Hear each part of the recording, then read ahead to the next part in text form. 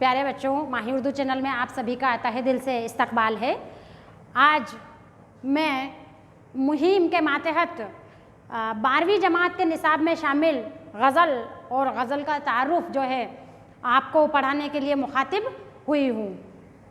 आज हम देखेंगे कि गज़ल किसे कहते हैं, गज़ल की हैयत क्या है, उसका स्ट्रक्चर क्या है, गज़ल का आगाज़ कैसे हुआ, गज़ल का इर्तका जो है वो किस तरह से हुआ, कौन कौन से मशहूर जो है शोरा हैं, किस किस दौर में कौन कौन से शोरा गुजरे हैं, और गज़ल जो है कौन सी सिन्फ के बतन से पैदा हुई है। तो ये जो सारी चीज़ें हैं आज हम जो है यहाँ पर डिस्कशन जो है इस मैटर पर मौजू पर जो है करेंगे। तो सबसे पहले मैं आपको 12th के निसाब में शामिल शाहिदुल हक चिश्ती साहब का जो मकाला है वो आपके तारुफ के तौर पर दिया हुआ है। गज़ल एक तारुफ। गज़ल उर्दू शायरी की सबसे मशहूर और मकबूल और अजीज़ सिन्फ़ सुखन है। उर्दू के तकरीबन हर शायर ने इस सिन्फ़ सुखन में अपनी काबिलियत के जौहर जो है दिखाए हैं। उर्दू शायरी के सरमाए में बेशतर हिस्सा गज़ल का है। गज़ल अरबी ज़बान का लफ्ज़ है। उर्दू जो है तुर्की ज़बान का लफ्ज़ है, लेकिन गज़ल जो है अरबी ज़बान का लफ्ज़ है। उसकी पैदाइश अरबी कसीदे से हुई है और अरबी लोग जो है कसीदा गोई करते थे, तो कसीदे जब वो लिखते थे तो कसीदे के इब्तदाई अशार जो है वो गज़लिया होते थे। गज़ल लिखते थे इब्तदाई अशार में, तो वो गज़ल जो है कसीदे के बतन से पैदा हुई है। क़दीम अरब कसीदा गोई करते हुए कसीदे का आगाज़ जो है तशबीब से करते थे, जिसमें गज़ल की हैयत में शेर कलमबंद किए जाते थे।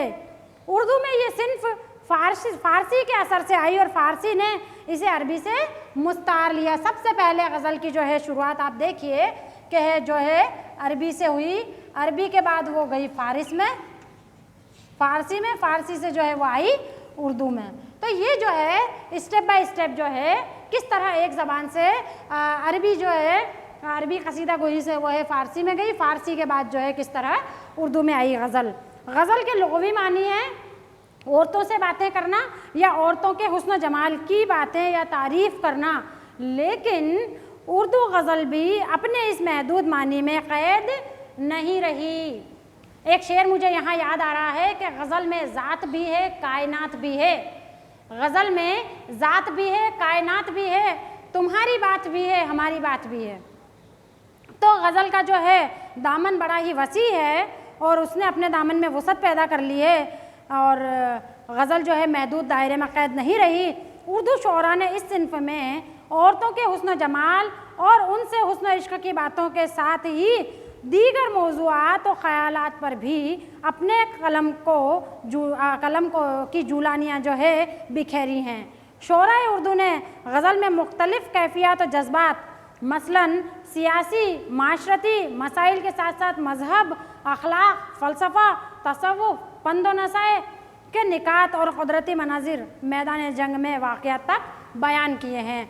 आप देखिए कि अल्लामा इक़बाल ने जो है गज़ल में फ़लसफ़ा बयान किया है, वहदतुल वजूद और वहदतुल शहूद का। मीर तक़ी मीर ने जो है दाखिलियत उसके अंदर बयान की है। लखनऊ की शायरी में आप देखेंगे तो वहाँ पर जो है ख़ारजियत का गलबा ज़्यादा है।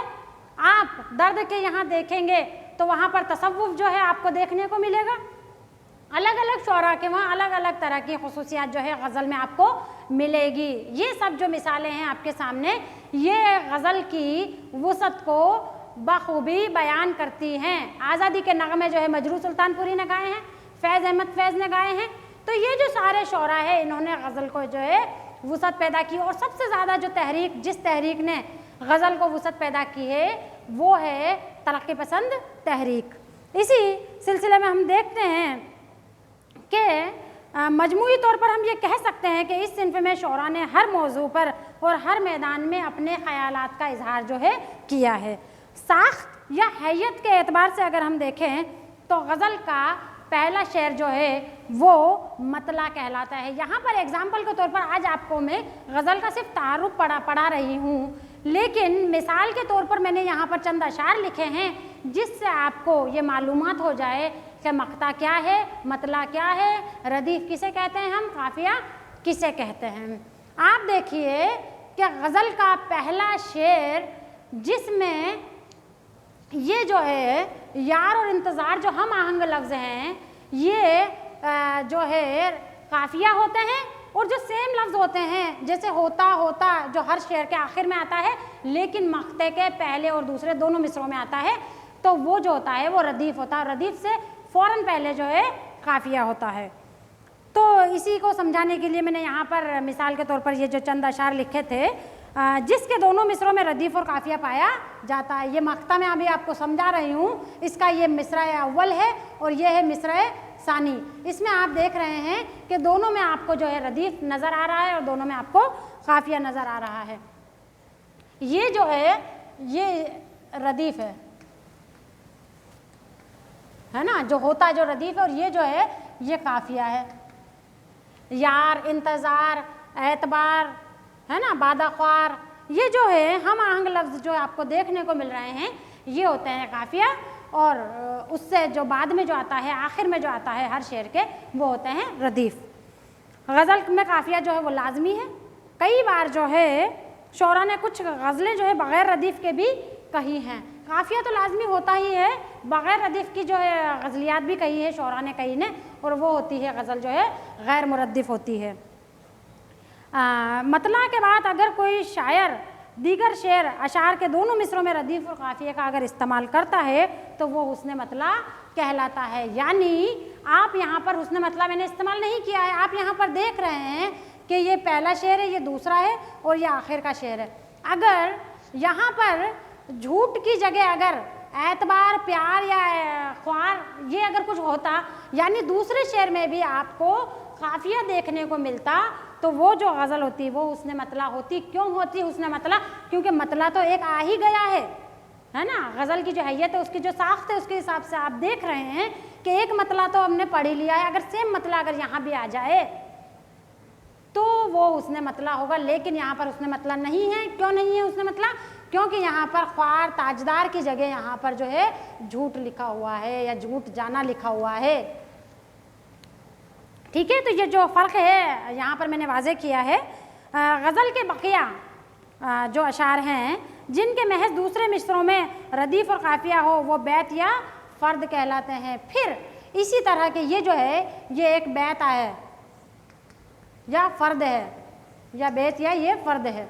ठीक है, तो ये बैत या फ़र्द है। और आखिर में जब हम देखते हैं तो गज़ल का आखिरी शेर जिसमें शायर अपना तखल्लुस इस्तेमाल करता है, यहाँ पर गालिब ने अपना तखल्लुस इस्तेमाल किया है कि वो ये मसाइल तसव्वुफ़ ये तेरा बयान गालिब, ये मसाइल तसव्वुफ़ ये तेरा बयान गालिब, तुझे हम वली समझते जो न बादाख्वार होता। तो ये जो है आपने देखा है कि बादाख्वार जो है यहाँ पर रदीफ़ और काफिया आ गया आखिर में, और उससे ऊपर में ही जो है आपके यहाँ पर तखल्लुस इस्तेमाल किया है। जहाँ पर शायर अपना तखल्लुस इस्तेमाल करता है वो जो शेर जो है मक्ता कहलाता है। और ये जी भी गज़ल के लिए लाजमी है। लेकिन आप कसीदे का देखिए, कसीदे में कई मक्ता आ सकते हैं और कई जगह आ सकते हैं, लेकिन गज़ल में ये लाजमी है कि आखिरी शेर जो है वहाँ पर शायर अपना तखल्लुस इस्तेमाल करके गज़ल का मक्ता लिख कर जो है गज़ल को ख़त्म करता है। गज़ल का हर शेर एक मुकम्मल इकाई होता है। कहने का मतलब ये है कि हर शेर जो है अपने आप में जो है एक मौजू लिए हुए होता है। अगला शेर आते ही वहाँ पर मौजू जो है बदल जाएगा। यहाँ पर पहला शेर देखिए, ये न थी हमारी किस्मत के विसाले यार होता, ये न थी हमारी किस्मत के विसाले यार होता, अगर और जीते रहते यही इंतज़ार होता। ये जो है इश्क़ मजाजी का शेर है, मिर्ज़ा गालिब ने अपने महबूब के लिए लिखा है।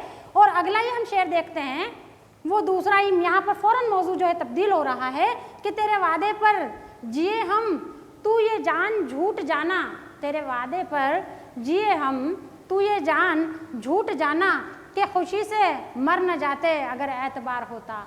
तो फ़ौरन ही जो यहाँ पर मौजू जो है तब्दील हो गए हैं। और आखिर में आप देखिए मसाइल तसव्वुफ़ वली अपने खुद के लिए कह रहे हैं कि अगर मैं बादाख्वार नहीं होता, मैं शराब अगर नहीं पीता तो शायद मैं भी वली होता। यहाँ पर ये जो शेर, यहाँ पर जो वली इस्तेमाल किया, आप ये ना समझिए कि ये वली का शेर है। जो है तखल्लुस का जो निशान होता है, उसकी जो अलामत होती है, वो यहाँ पर इस्तेमाल हुई है गालिब के नाम के ऊपर। تو ہر شعر اپنے آپ میں ایک مکمل بات اور خیال جو ہے وہ پیش کرتا ہے، معنوی اعتبار سے اس کا دوسرے شعر سے کوئی تعلق نہیں ہوتا ہے۔ میں نے آپ کو بتایا ہے کہ پہلے شعر کا دوسرے سے کوئی تعلق نہیں ہے، دوسرے کا آخر سے بھی کوئی تعلق نہیں ہے، ہر جو شعر ہے وہ پوری اپنی ایک مکمل بات کہہ لیتا ہے۔ لیکن کبھی کبھی یہ بھی ہوتا ہے کہ مضمون یا خیال ایک شعر میں مکمل طور سے ہم بیان نہیں کر سکتے ہیں، تو اس کو بیان کرنے کے لیے دوسرے شعر یا 2 سے زیادہ اشعار کا جو ہے سہارا لیا جاتا ہے، لہٰذا ایسے اشعار قطع بند اشعار کہے جاتے ہیں۔ میر تقی میر نے ایک قطع کہاتا ہے کہ کل پاؤں ایک کاسہ سر پر جو آ گیا، کل پاؤں ایک کاسہ سر پر جو آ گیا، یکسر وہ استخوان شکشتہ سے چور تھا، کہنے لگا کہ دیکھ کے چل راہ بے خبر، کہنے لگا کہ دیکھ کے چل راہ بے خبر، میں بھی کبھو کسو کا سرے پر غرور تھا۔ تو یہ جو 2 اشعار مل کر جو معنی دے رہے ہیں، یہ جو ہے قطع کی جو ہے مثال ہے آپ کے سامنے پیش کی ہے۔ غزل کا آخری شعر جو ہے مقطع کہلاتا ہے، میں نے آپ کو سمجھا ہی دیا ہے، جس میں شاعر اپنا تخلص استعمال کرتا ہے۔ معنوی اعتبار سے غزل کے سب سے اچھے شعر کو بیت الغزل کہتے ہیں۔ یہ شعر پڑھنے والے اور لکھنے والے پر جو ہے ڈیپینڈ کرتا ہے کہ اس کا سب سے جو جدا شعر اور سب سے اچھا جو شعر ہے وہ کون سا ہے، لیکن اس کا انتخاب غزل کہنے یا سننے پر منحصر ہوتا ہے۔ غزل میں اشعار کی کوئی قید نہیں ہے، ایک مکمل غزل میں کم سے کم 5 اشعار ہوتے ہیں، اور اس سے کم پر وہ غزل نامکمل کہلاتی ہے، اور زیادہ سے زیادہ وہاں پر 21 اشعار تک ہوتے ہیں۔ اس سے زیادہ اشعار پر مبنی بھی شعراء نے غزلیں کہی ہیں، لیکن غزل کی سب سے بڑی خوبی اس کا اعجاز و اختصار ہے، جو آپ کو ہم نے شروعات میں ہی بتایا تھا کہ اعجاز و اختصار مختصر طور پر چھوٹی بحروں کی غزلیات جو ہے وہ زیادہ اچھی مانی جاتی ہیں، اور اختصار کے ساتھ اور جامع لکھی جائیں اور الفاظ جو ہے بہت ہی کم لیے جائیں اور کم الفاظ میں زیادہ سے زیادہ اپنی بڑی سے بڑی بات کہہ دی جائے، وہی ایک کامیاب غزل ہوتی ہے۔ اردو میں غزل گوئی کی ابتدا حضرت امیر خسرو سے ہوتی ہے۔ دکنی ہندوستان میں بھی قلی قطب شاہ، عبداللہ قطب شاہ، ملا وجیح غواسی، نصرتی وغیرہ نے غزلیں کہی تھی، لیکن یہ مثنوی کا دور تھا، پھر بھی اس دور میں صنف غزل کے آثار نمایاں طور پر نظر آتے ہیں۔ یہاں پر مجھے خسرو کا ایک شعر یاد آ رہا ہے، وہ کہتے ہیں گوری سوے سیج پر مکھ پر ڈالے کیس، گوری سوے سیج پر مکھ پر ڈالے کیس، چل خسرو گر آپ نے رین بھئی سب دیس۔ یہ جو گوری ہے وہ ان کی گوری نہیں ہے جو ہم تم سمجھ رہے ہیں، وہ اپنی جو پیر جو مرشد ہیں ان کے حضرت نظام الدین اولیاء، جب وہ بیمار ہوئے تھے تو اس وقت انہوں نے یہ شعر ان کی نظر جو ہے کیا تھا۔ آگے ہم چلتے ہیں۔ ان کے بعد اردو غزل کا باقاعدہ ایک مستند اور عوام میں قابل قبول صنف کی حیثیت جو عطا کروانے میں ولی دکنی نے اہم کردار ادا کیا ہے۔ سراپا نگاری بہت ہی خوبصورت طریقے سے انہوں نے بیان کی ہے، اور شمال اور دکن کے درمیان کا پل اگر کوئی ہے تو وہ ہے ولی دکنی۔ جب ولی 1700 میں دہلی ان کی آمد ہوئی، تب انہوں نے دیکھا کہ یہاں پر جو ہے جس زبان کو گری پڑی کہا جاتا ہے، اس میں شاہ گلشن کے کہنے پر انہوں نے کچھ ادب تخلیق کرنا شروع کیا، اور 1720 میں جب ان کا دیوان منظر عام پر آیا تو دہلی کی یعنی شمال کی شاعری میں جو ہے ایک زلزلہ سا آ گیا۔ ادا و ناز سوں آتا ہے وہ روشن جبی گھر سوں، ادا و ناز سوں آتا ہے وہ روشن جبی گھر سوں، کہ جو مشرق سے نکلے آفتاب آہستہ آہستہ۔ یہ سراپا نگاری آپ دیکھیے ولی کے یہاں آپ کو ملے گی۔ 18ویں صدی کے آغاز میں اردو غزل کا عروج شروع ہوا۔ اب دیکھیے آپ اردو غزل کا عروج جو ہے کس طرح سے شروع ہوتا ہے۔ اس دور میں اردو کے 3 باکمال شاعر پیدا ہوئے، مرزا محمد رفیع سودا، میر تقی میر اور خواجہ میر درد۔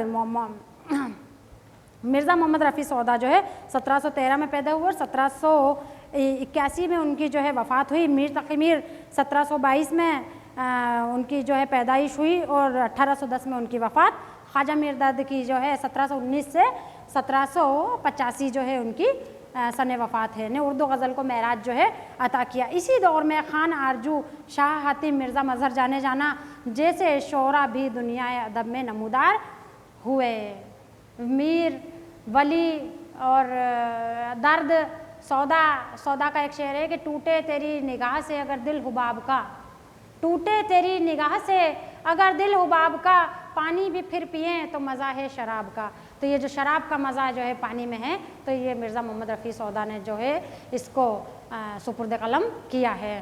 میر تقی میر کہتے ہیں کہ ہم کو شاعر نہ کہو میر کہ صاحب ہم نے، ہم کو شاعر نہ کہو میر کہ صاحب ہم نے درد و غم اتنے کیے جمع کہ دیوان ہوا۔ درد کا، تصوف کا ایک شعر دیکھ لیجئے آپ کہ جگ میں آ کر ادھر ادھر دیکھا، جگ میں آ کر ادھر ادھر دیکھا، تو ہی آیا نظر جدھر دیکھا۔ خان آرزو آبرو مرزا یہ حسرت رہ گئی کچھ کس کس مزے سے زندگی کرتے، یہ حسرت رہ گئی کس کس مزے سے زندگی کرتے، اگر ہوتا گل اپنا چمن اپنا باغواں اپنا۔ تو یہ مظہر جانا نے بھی بہت ہی اچھی شاعری کی ہے۔ انہوں نے اردو غزل کو ایام گوئی اور لفظی صنائیوں سے پاک کیا۔ میر اور سودا درد نے اردو غزل میں حسن و عشق کی واردات کے ساتھ ہی اخلاق و تصوف کے مضامین بھی شامل کیے ہیں۔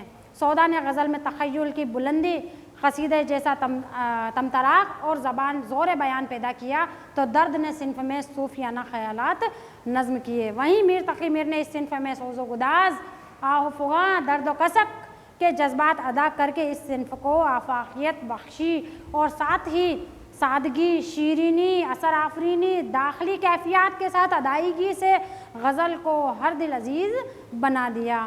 اردو غزل کے لیے یہ دور سنہری دور ثابت جو ہے ہوا۔ میر نے اس صنف کو وہ عروج بخشا کہ بقول پروفیسر ڈاکٹر فضل امام، جن کا ابھی چند روز قبل جو ہے انتقال ہوا ہے، اردو غزل کا دوسرا نام میر تقی میر ہے۔ چنانچہ یہ کہنا کہ اردو غزل پر اپنی مقبولیت اور آفاقیت کے لیے ہمیشہ میر تقی میر کی مرہون منت رہے گی، بالکل صحیح اور درست ہوگا۔ 18ویں صدی کے نصف آخر میں شمالی ہند میں جب آپ لکھنؤ کی بات کرتے ہیں، لکھنؤ کی شاعری کی، تو مصفی، جرت اور رنگین جیسے شعراء نے صنف کو تابنا کی برقرار رکھی۔ اس صنف کی جو ہے اس دور میں ان شعراء نے اردو غزل میں تصنع، آورد اور معاملہ بندی جیسے خیالات کا اظہار کیا اور ذریعہ بنایا۔ لکھنؤ کا ایک شعر مجھے یہاں یاد آ رہا ہے، وہ کہتے ہیں لوگ کہتے ہیں محبت میں اثر ہوتا ہے، لوگ کہتے ہیں محبت میں اثر ہوتا ہے، کون سے شہر میں ہوتا ہے کدھر ہوتا ہے۔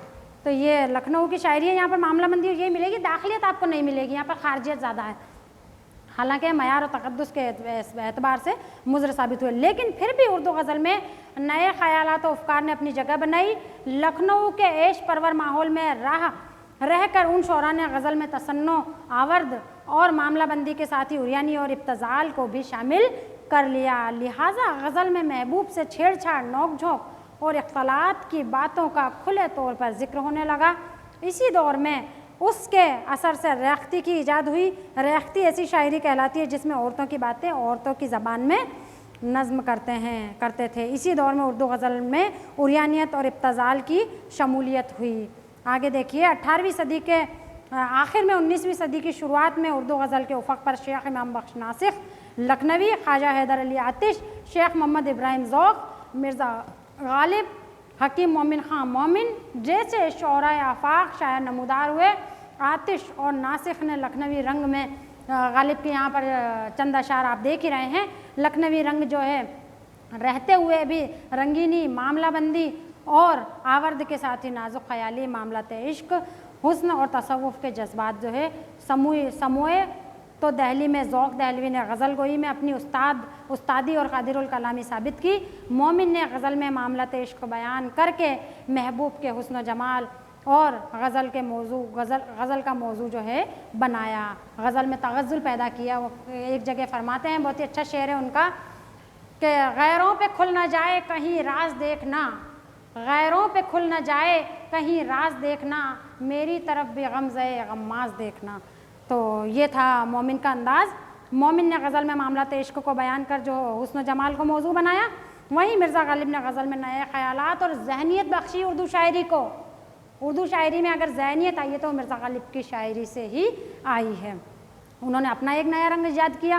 غالب نے غزل میں روایات پذیرانہ، روایت سے پارینہ سے ہٹ کر تخیل، فکر، فلسفہ و حکمت کے ساتھ ہی نیا انداز بیان رائج کر کے غزل کو ایک نئی راہ بخشی۔ یہ دور اردو غزل کا زرعی دور کہلاتا ہے۔ 19ویں صدی کے نصف آخر میں ہم دیکھتے ہیں داغ دہلوی، امیر مینائی، جلیل مانک پوری، تسلیم لکھنوی، آرزو لکھنوی، حسرت موہانی، فانی بدایونی جیسے باکمال شعراء، اور پھر 20ویں صدی میں جگر مراد آبادی، عزیز لکھنوی، اصغر گونڈوی، شاد عظیم آبادی، فراق گورکھپوری، اسرار الحق مجاز लखनवी, फैज़ अहमद फैज़, हफीज़ जालंधरी, मोइन हसन जज़बी, मजरूह सुल्तानपुरी, सरदार जाफरी, अख्तर अंसारी, जानिसार अख्तर, नासिर काज़मी और साहिर लुधियानवी जैसे शोरा ने गज़ल की मकबूलियत में 4 चांद लगा दिए। तरक्की पसंद दौर के वक्त अगर कोई अच्छी शायरी और उर्दू शायरी को फ़रोग़ बख्श रहे थे तो वो थे हसरत मोहानी।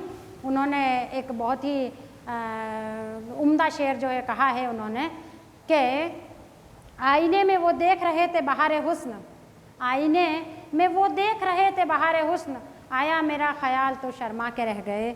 और इसी सिलसिले में फ़िराक़ ने बहुत अच्छी शायरी की है, रात भी नींद भी कहानी भी, रात भी नींद भी कहानी भी, हाय क्या चीज़ है जवानी भी। तो फ़िराक़ गोरखपुरी का अंदाज़ भी जो है बड़ा ही आशिकाना अंदाज़ रहा है। और तरक्की पसंद शायरी आप जानते ही हैं, सरदार जाफरी ने जो है ज़लज़ला कर दिया था, फैज़ अहमद फैज़ ने जो है हल्का जंजीर में भी जो है गूंजें पैदा कर दी थी। सरदार जाफरी का भी आप अंदाज़ इसी तरह का देख रहे हैं, जोश जिगर मजाज इन सब ने तरक्की पसंद तहरीक से कबल भी और तरक्की पसंद तहरीक का साथ भी देते हुए अदब को जो है वुसअत बख्शी, ख़ास कर जो है गज़ल को वुसअत बख्शी है। आज के लिए सिर्फ इतना ही। जब हम अब नेक्स्ट जो है क्लास में हम मिर्ज़ा गालिब की जो गज़ल है उससे जो है हम उस पर जो है हम डिस्कशन करेंगे। आज के लिए इतना ही, शुक्रिया।